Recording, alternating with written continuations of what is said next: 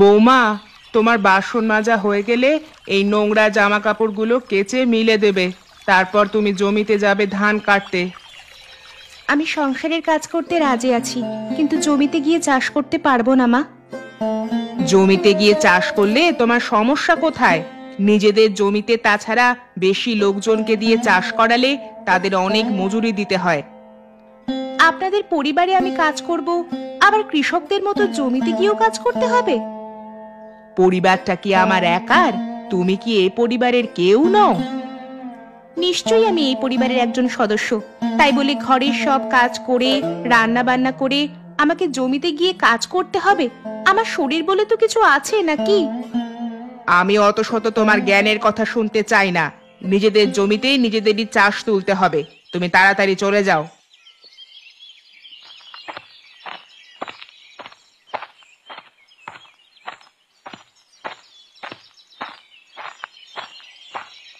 দেখ, তোর বউ জমিতে যাবে না বলছে, আর আমার মুখের ওপর তর্ক করছে।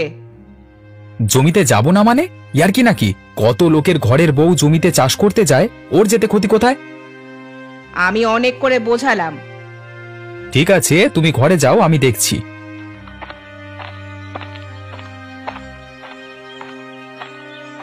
তুমি কি জমিতে যাবে না? মাকে বলেছো? আমি একজন ভদ্র বাড়ির বউ, সংসারের কাজ করতে আমি রাজি আছি, এটা আমার কর্তব্য। কিন্তু জমিতে গিয়ে চাষবাস করতে হবে, ধান কাটতে হবে, এটা আমি পারবো না। ঘরের কি কি কাজ করতে হবে সেটা বলো, আমি করে দেব। তোমাকে জমিতে যেতেই হবে। মা যখন নির্দেশ দিয়েছে মানে তোমাকে যেতেই হবে। আমি কিন্তু যেতে পারবো না, তোমাকে আমি পরিষ্কার জানিয়ে দিলাম। এই সব জ্ঞান আমাকে দিতে আসবি না, পরিষ্কার জানিয়ে দিলাম। আমি মাঠে যাচ্ছি, আধ ঘন্টার মধ্যে তোকে যেন জমিতে দেখতে পাই, ঠিক আছে?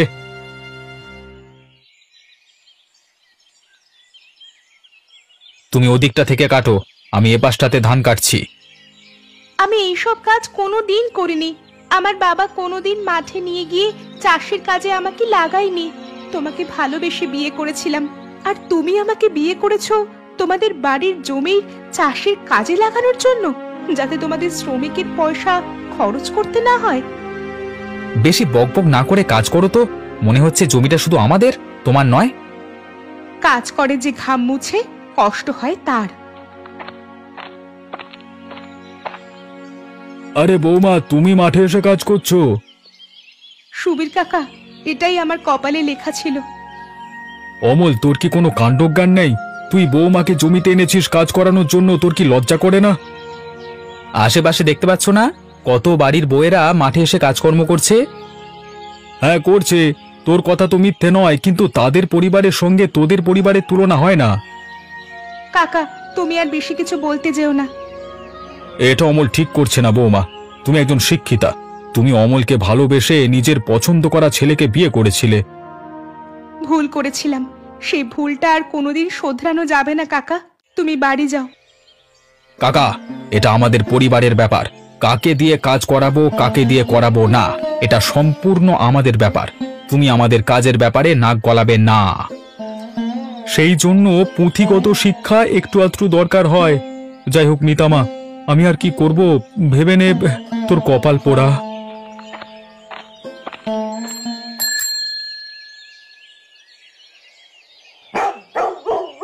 কাকা, রিকশা একটু থামাও তো।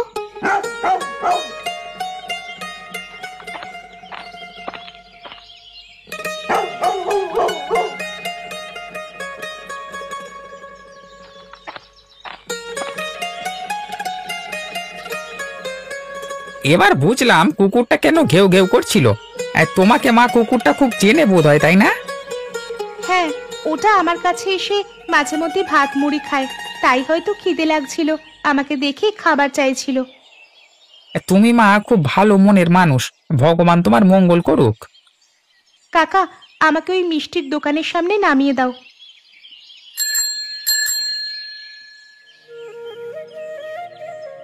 ওগো শুনছো? বাইরে এসে দেখো কে আসছে।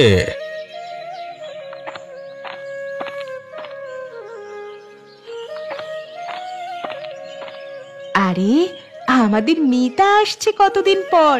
কেমন আছিস রে মা? কতদিন পর আমাদের কথা তোর মনে হলো। চল ঘরে চল। কেমন আছিস মা? তোমার মেয়ে খারাপ থাকবে ভাবলে কি করে? কিছু কি হয়েছে? তোর কথাগুলো যেন কেমন একটা লাগছে। জামাইকে সঙ্গে নিয়ে এলি না কেন? হ্যাঁ, অমলকে আনতে পারতিস তো সঙ্গে। ও চাষের কাজে ব্যস্ত। কি হয়েছে মিতা? মায়ের চোখে ফাঁকি দিতে পারবি না। কি হয়েছে বল? কি হয়েছে বলতো মা? আজ পর্যন্ত তোর চোখে কোনোদিন তো জল দেখিনি। কিসের কষ্ট? তোকে কি কেউ কিছু বলেছে? তুই আমাকে খুলে বল।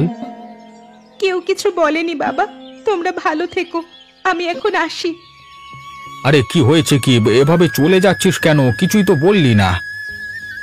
আর একটু পরে যাবি, আমরা তোকে দিয়ে আসবো না হয়। কি হয়েছে সেটা তো বলে যা।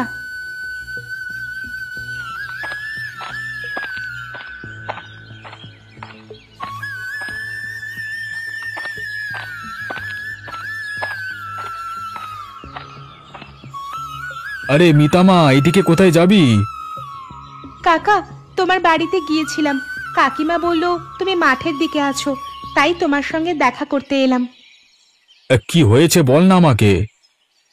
গ্রামের কয়েকটা ছেলে মেয়েকে জোগাড় করে দিতে পারবে কাকা? আমি তাদের টিউশন পড়াবো, মাসে খুব একটা বেশি নেব না। এ তো খুব ভালো কথা। তুই অনেক দূর পড়াশোনা করেছিস, তোর সেই শিক্ষাটা কাজে লাগলে হতে পারে কিছু পয়সা আসবে। সেজন্য তোমাকে অনুরোধ করছি, যদি কয়েকটা ছাত্রছাত্রী জোগাড় করে দাও, আমি সকাল বিকেল করে পড়াবো। তুই নিশ্চিন্তে বাড়ি যা। আমাদের গ্রামে শিক্ষক শিক্ষিকার অনেক অভাব। তুই পড়ালে অনেক ছেলেমেয়ের উপকার হবে। আমি কয়েকজন ছাত্রছাত্রী নিয়ে তোর কাছে যাচ্ছি। এখন তাহলে আসি।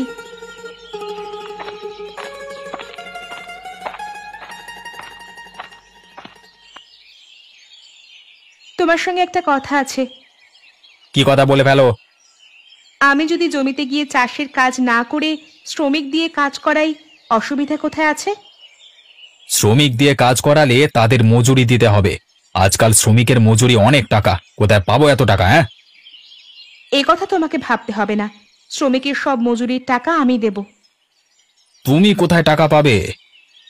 সে ভাবনা না হয় আমাকেই ভাবতে দাও, তোমার টাকা পেলেই তো হলো। তাহলে সুমনা, তোমায় কি বললাম? গাছ সূর্যের আলোর সাহায্যে আর মাটি থেকে জল মূলের সাহায্যে টেনে নিয়ে পাতায় খাদ্য তৈরি করে। তাহলে গাছ কোথায় খাদ্য তৈরি করে? গাছ পাতায় খাদ্য তৈরি করে। গাছ আমাদের পরিবেশে অক্সিজেন গ্যাস ফিরিয়ে দেয়। এই অক্সিজেনকে আমরা গ্রহণ করে বেঁচে থাকি। তাহলে গাছ না থাকলে তো আমরা সবাই মারা যাব। অবশ্যই, গাছ ছাড়া আমরা বাঁচতেই পারবো না। আজ তাহলে বাচ্চারা বাড়ি যাও, আজকে ছুটি, কালকে আবার সকালে পড়াবো।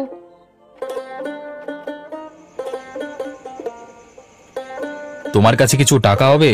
কাল আমাদের শহরে যেতে হবে চাষের সার কিনতে। আরে এত টাকা লাগবে না। টাকাগুলো তোমার কাছে রেখে দাও। পরশু থেকে ধান কাটা শুরু হবে, শ্রমিকদের কাজে লাগিয়েও তাদের মজুরি দিতে হবে।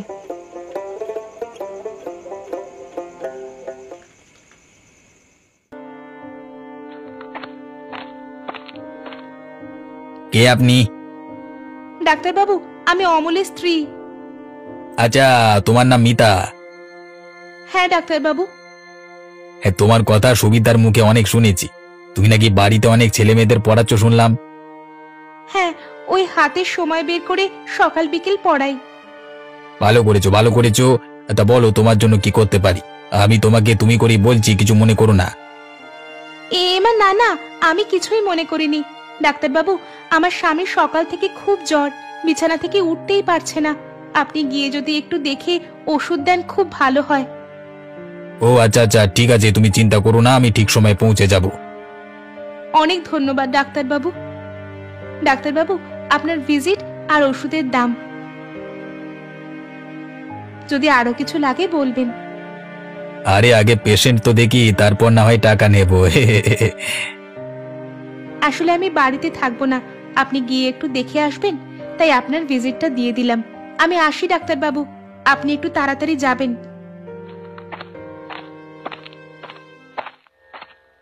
অমল, এই অমল, তোর বউ কোথায় রে?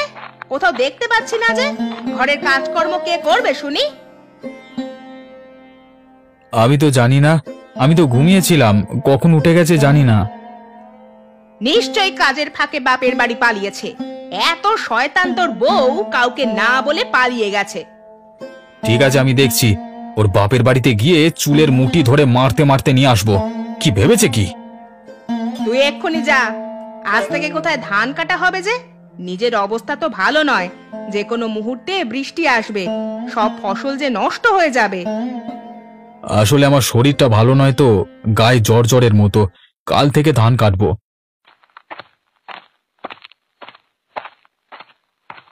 কি ব্যাপার ডাক্তারবাবু, এত সকাল সকাল আমার বাড়িতে? তোমার তো জ্বর হয়েছে। কিন্তু আপনাকে কে খবর দিল? কারোর খবর দেওয়া দরকার নেই। একটু চোখ কান খুলে রাখলেই গ্রামের লোকেরা অসুস্থ কি অসুস্থ নয় তা বোঝা যায়। এই ওষুধগুলো খেয়ে নিও সময় করে। ডাক্তারবাবু, কত টাকা দেব? সে তোমাকে ভাবতে হবে না। মা, আমি মিতার বাবার বাড়িতে যাচ্ছি। চুলের মুঠি ধরে টানতে টানতে নিয়ে আসবি।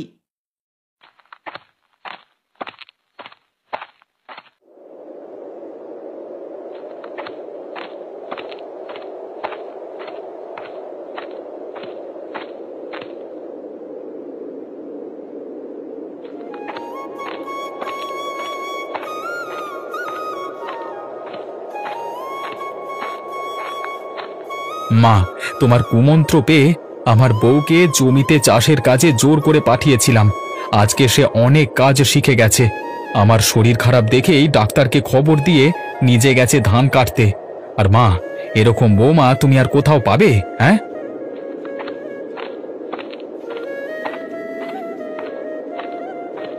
তোমার শরীর তো ভালো নয়, তুমি ওষুধ খেয়ে বিশ্রাম করো।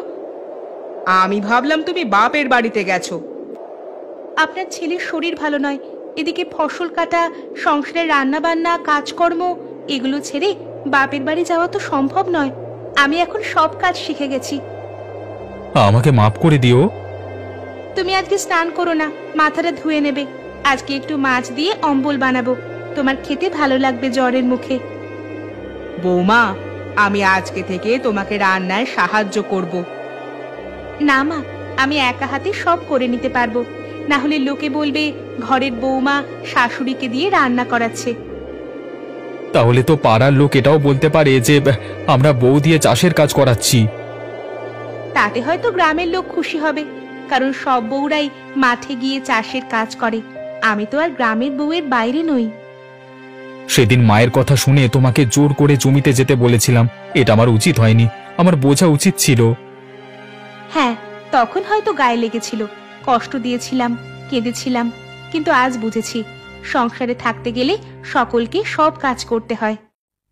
তোমার কথা মতো তাহলে তো বলতে হয় আমাকে রান্নার কাজও করতে হবে। আমি সংসারে যতদিন বেঁচে আছি, অন্তত তোমাকে রান্না করতে হবে না। যাই হোক, জমির ফসল নিয়ে ঘরে চলে এসেছি, আর কোনো চিন্তা নেই। অনেক বেলা হয়ে গেল, দুপুরের খাবার সময় পেরিয়ে গেছে, একটু রান্না করে নি।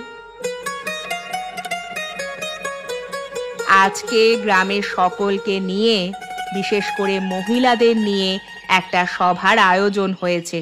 এই সভার মূল উদ্যোক্তা হলো আমাদের গ্রামের মিতা দিদিমণি। সভার মূল উদ্দেশ্য হলো আপনারা যারা সামনে, তারা সবাই আর্থিক দিক থেকে অনেক পিছিয়ে আছেন। তাই আপনাদের প্রায় সবাইকে সারাদিন সংসারের কাজকর্ম করেও চাষবাস করতে হয়, সারাদিন রোদে জলে পুড়ে। সেই জন্য আপনাদের কথা মাথায় রেখে আজকে তোমাদের সামনে কিছু গুরুত্বপূর্ণ কথা বলবেন আমাদের গ্রামের মিতা দিদিমণি। সকলকে নমস্কার জানিয়ে আমি কিছু কথা আপনাদের বলতে চাই। আসলে আমি আপনাদের সকলকে কিছু হস্তশিল্পের কাজ শেখাতে চাই। এই কাজগুলো শিখে আপনারা সংসারের কাজকর্মের ফাঁকেও এই কাজগুলো করলে আপনাদের কিছু রোজগার হবে। দেখুন, কোনো কাজই ছোট নয়। বাড়িতে গিয়ে মহিলাদের কাজ করাটাও কোনো ছোট নয়, কোনো অপমানের নয়। কিন্তু চাষের কাজ করবে প্রত্যেক বাড়ির পুরুষেরা, আর আপনারাও সংসারের আর্থিক উপার্জনের জন্য কিছু কাজ করতে পারবেন। আপনারা রাজি থাকলে আমি আগামীকাল থেকে সেই কাজ শেখানো শুরু করতে পারি, যেমন উলের কাজ, টেবিল ক্লথের ডিজাইনের কাজ, সেলাইয়ের কাজ, ফিনাইল তৈরির কাজ, বই খাতা বাইন্ডিং এর কাজ। এগুলো শিখে মাসে অনেক টাকা রোজগার করা যায়। এবার আপনারা বলুন, যদি আপনারা আগ্রহী থাকেন তাহলে কাল থেকে আমরা এখানেই প্রশিক্ষণ দেওয়া শুরু করব। হ্যাঁ হ্যাঁ দিদিমণি, আমরা শিখতে রাজি আছি। আমরা জমিতে কাজে যেতে চাই না। ঘরের বউ দিয়ে জমির চাষ এবার বন্ধ হোক, আমরা কাজ শিখতে চাই। দিদিমণি, আমরা শিখতে চাই, আপনি কাল থেকেই আমাদের শেখান। আমরা এই কাজগুলো করে রোজগার করে সংসারে সাহায্য করতে চাই। হ্যাঁ হ্যাঁ, আমরা সবাই শিখতে চাই।